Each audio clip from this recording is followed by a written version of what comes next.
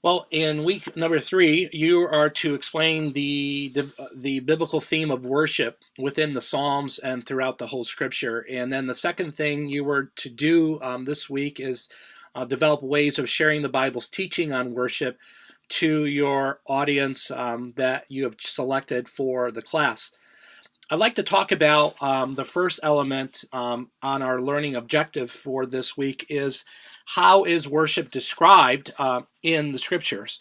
The first thing you should maybe write down is that scripture often talks about meeting with God, those special meetings that God has entrusted to us.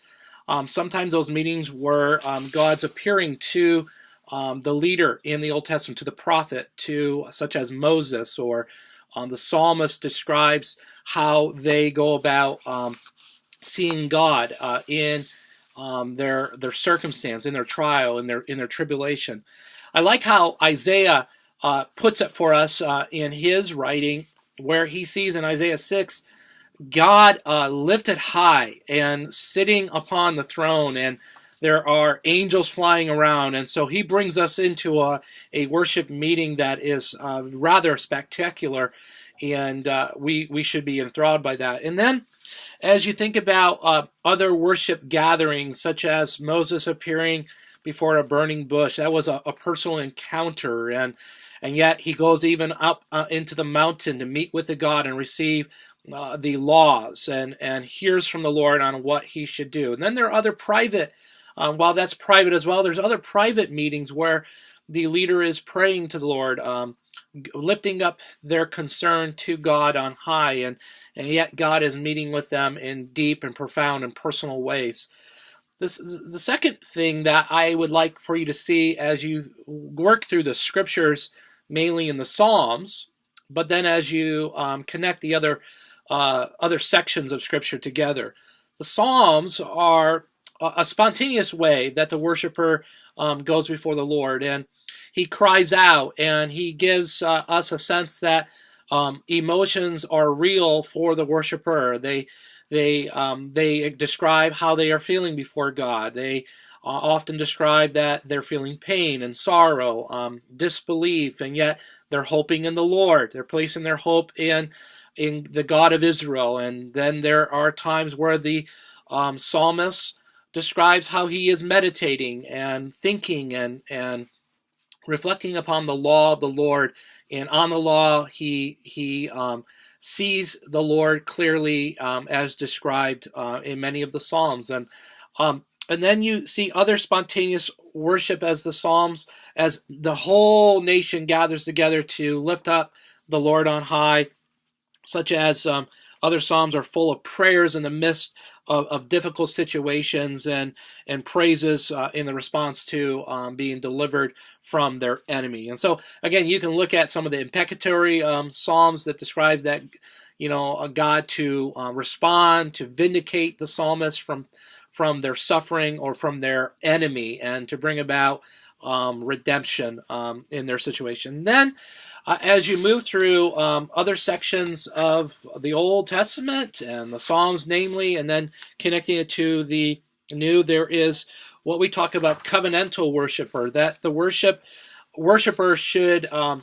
as they come before the Lord, they are making vows or promises before God, and God is guiding them to move to the next level of calling, of being sent out as a leader for the nation. And so when you look at such as the law of Moses directing Israel's life, this was not just simply religious practices that they were to do. This was a deep, abiding promise of vows that the nation was to hold before the Lord. I mean, the Lord intended Israel to fulfill their obligation to the covenant found in the law. And then through the ceremonial practices and the requirements of keeping certain festivals and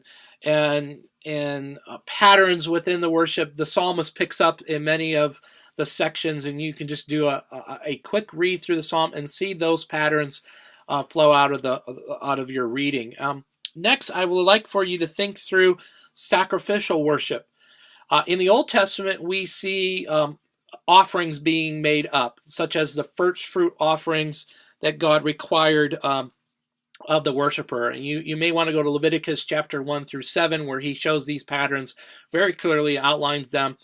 The psalmist also picks up those tones as well, offering ourselves up upon the altar. And then that leads us then to another element called Sabbath keeping, where the worshiper is honoring the Lord's day, and even the psalmist likens this as connecting back to the law, such as observing the laws, Sabbath ordinances, such as Leviticus 23.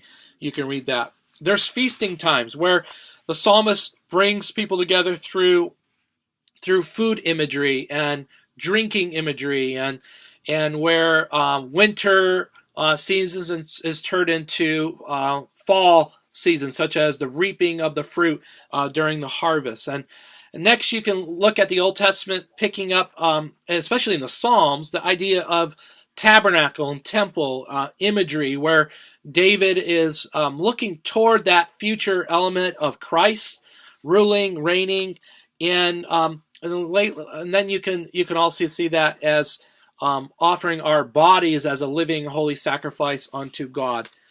And then I would say the next section is moving through priests, and section is now priests in the Old Testament are offering up the sacrifice. We now in the New Testament are offering up our lives as a spiritual sacrifice unto God, Romans chapter 12, as a pleasing aroma to the Lord. And so those are just some aspects of worship. And he concludes, I think, when we look at the conclusion of the Psalms as a whole, such as synagogue, as a place of meeting for the worshiper. The Psalms are particularly clear on that the worshiper is longing to meet in God's house, longing. This is why I like the songs of ascent. There's this desire for the worshiper to move toward Jerusalem, move toward synagogue, in that corporateness of the body. And so we too, as the church, as we gather together on the Lord's Day, we are coming together, longing to be with God's people, longing to sing unto the Lord, and bring both our times of difficulty, our times of trial, and see those trials and despair be turned into hope.